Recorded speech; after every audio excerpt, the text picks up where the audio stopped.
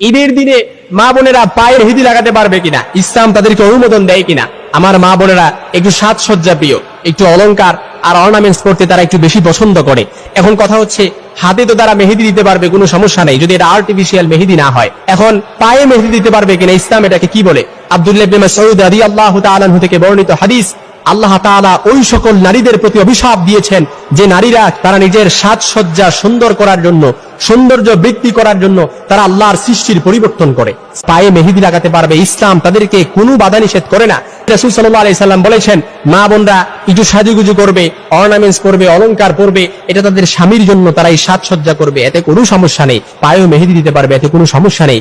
কিন্তু ইসলাম আপনাকে নিষেধ করে যারা আল্লাহর সৃষ্টিকে পরিবর্তন করে। যেমন আপনি ব্রু প্লাক করলেন, আল্লাহর সৃষ্টির পরিবর্তন করলেন।